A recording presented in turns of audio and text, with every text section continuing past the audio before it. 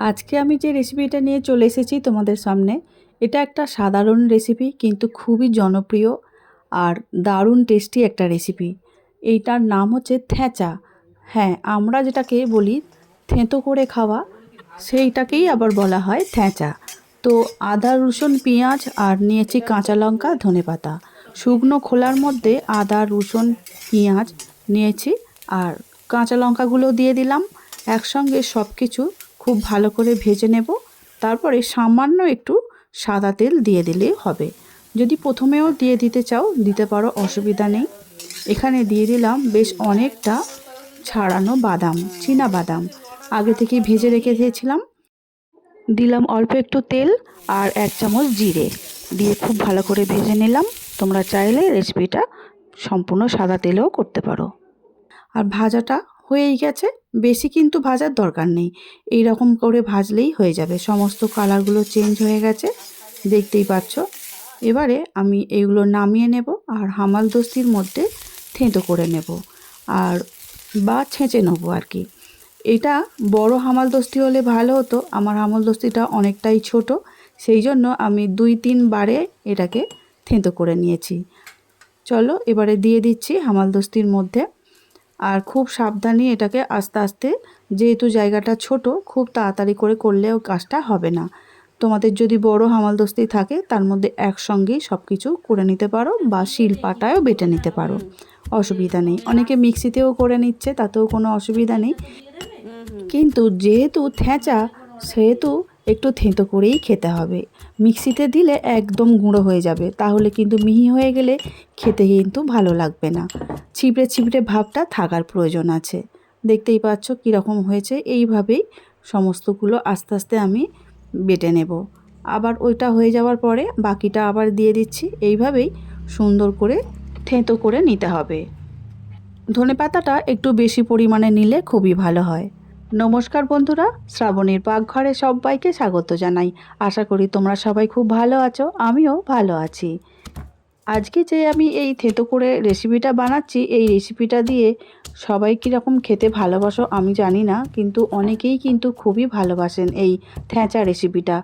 আমিও খেয়ে দেখেছি আর বাড়িতে বানাই যখন, রুটি, পরোটা যে কোনো সঙ্গে বা যদি ভাত দিয়েও খেতে ইচ্ছা করে, তাহলেও কিন্তু খুবই ভালো লাগে খেতে। বানানো হয়ে গেছে, এখন একটা প্লেটের মধ্যে তুলে নিয়েছি। লঙ্কা যেটা দিয়েছি, কাঁচা লঙ্কা অনেকগুলো কিন্তু দিয়েছিলাম। ঝালটা অবশ্যই তোমরা নিজেদের পছন্দ মতোই দিতে পারো, ঠিক আছে। তবে এই রেসিপিটা একটু ঝালঝালই ভালো লাগে, সেই জন্য কাঁচা লঙ্কাটা একটু বেশিই দিয়েছি। এবারে চলো এই থেঁচাটা নিয়ে আমি একটা অন্য কিছু বানিয়ে ফেলি। তো ভেবেছিলাম চাউটা বানাবো, তারপরে দেখলাম হাতের সামনে ম্যাগি আছে। 4 প্যাকেট ম্যাগি দিয়েই চলো থেঁচাটাকে আমি অন্য রকমভাবে একটু বানিয়ে ফেলি। আর মশলাগুলো সব আলাদা করে বের করে নিচ্ছি। কড়া বসিয়ে দিচ্ছি, কড়ার মধ্যে জল দিয়ে দিলাম 2 গ্লাসের মতো। আর জানোই তো ম্যাগি করতে গেলে বেশি জলের প্রয়োজন হয় না। ম্যাগিটা করে নেব বলে তার আগে ভালো করে জলটাকে ফুটিয়ে নিতে হবে। এখন জলের ফুট ধরেই গেছে, এর মধ্যে দিয়ে দিচ্ছি ছাড়িয়ে রাখা ম্যাগিগুলো। প্যাকেট থেকে ভালো করেই ছাড়িয়ে রেখে দিয়েছিলাম। এবার ম্যাগিটা দিয়ে জলের সঙ্গে ভালো করে নাড়াচাড়া করে নিয়ে মিনিট 2-3 মতো একটু ফুটিয়ে নেব। আর ম্যাগিটাও খুব ভালো করে সিদ্ধ হয়ে যাবে। আবারও বলছি, লঙ্কাগুলো কিন্তু অনেকটাই ঝাল ঝাল ছিল আমার, আর খুবই ভালো লেগেছে। ভীষণ ঝাল ঝাল হয়েছে ম্যাগিটা খেতে। তোমাদের যদি বাচ্চা থাকে বাড়িতে তাহলে এতটা কিন্তু ঝাল ঝাল দিও না।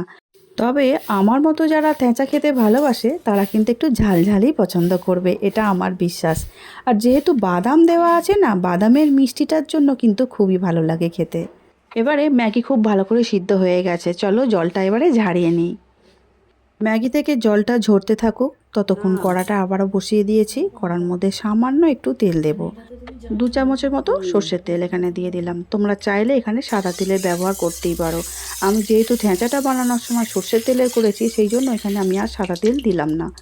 দিয়ে দিচ্ছি 1/2 চামচ কালো জিরে আর একটা শুকনো লঙ্কা মাঝখান থেকে কিন্তু ফাটানো আছে। দিয়ে ভালো করে নাড়াচাড়া করে নিচ্ছি। শুকনো লঙ্কা আর কালো জিরেটা খুব ভালো করে একটু ভেজে নিলাম। তারপরে যে থেঁচাটা বানিয়ে রেখেছিলাম সেই থেঁচাটা এর মধ্যে দিয়ে দিলাম। দেওয়ার পরে একটু নাড়াচাড়া করে খুব ভালো করে কালো জিরে আর শুকনো লঙ্কার সঙ্গে একটু মিনিট খানেক ভেজে নেব, ঠিক আছে। তাহলে এই ঠেঁচাটা কিন্তু আলাদা মাত্রায় লেভেলে চলে যাবে, আরও অনেকটাই খেতে ভালো হয়ে যাবে। সেই জন্য আমি একটু ভালো করে ভেজে নিলাম। এবারে ভাজাটা ভালো করে হয়েই গেছে, আর ওদিকে জল ঝরানো হয়ে গেছে কিন্তু। সেই ম্যাগিটা পুরোটাই দিয়ে দিলাম। গ্যাসের জোরটা মিডিয়াম থেকে আরেকটু কমিয়ে দিয়েছি, দিয়ে এবারে খুব ভালো করে নাড়াচাড়া করে ম্যাগিগুলো মিশিয়ে নিতে হবে, যাতে খুব ভালো করে সহজেই মিশে যায়। যদি মনে হয় খুব ভালো করে মিশানো যাচ্ছে না, একটু অসুবিধা হচ্ছে, তাহলে দুটো হাতে দুটো খুন্তির মতো নিয়ে ভালো করে দুদিক দিয়ে নাড়াচাড়া করে দিলে খুব সহজে কিন্তু মিশে যাবে। এবারে দিয়ে দেব সয়া সস আর টমেটো সস। দেব 2 চামচ করে সয়া সস আর 2 চামচ টমেটো সস দিয়ে দেব। দেওয়ার পরে খুব ভালো করে আবারও মিশিয়ে নেব। টমেটো সসটা তোমরা চাইলে একটু বেশি করে দিতেই পারো, আমি এখানে 2 চামচ দিয়েছি। আর তোমাদের যদি মনে হয় আর একটু দিলে ভালো হয় তাহলে দিতেই পারো। এইভাবে যদি তোমরা চাউকেও সিদ্ধ করে নিয়ে যদি বানিয়ে ফেলো তাহলেও কিন্তু খেতে খুব আলাদা মাত্রায় অন্যরকম টেস্ট হয়ে যাবে। চাউ দিয়ে বানালেও কিন্তু খুব ভালো খেতে হয়। আর আজকে আমার বাড়িতে চাউটা ছিল না, ম্যাগি ছিল, তাই ম্যাগি দিয়ে বানিয়ে ফেললাম। ম্যাগি দিয়েও কিন্তু খেতে খুব সুন্দর হয়।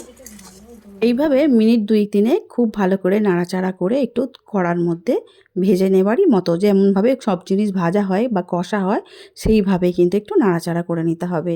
সবশেষে ম্যাগির মশলাগুলো আমি এখানে দিয়ে দেব। আমি এই চামচের মধ্যে বের করে রেখেছি 3 প্যাকেট, 1 প্যাকেট এক্সট্রা আমি রেখে দিয়েছি। 3 প্যাকেট মশলা আমি এখানে দিয়ে দিলাম। মশলাটা দেওয়ার পরে আবারও মিনিট খানেক একটু নাড়াচাড়া করে নেব, বেশি নাড়াচাড়া করার দরকার নেই।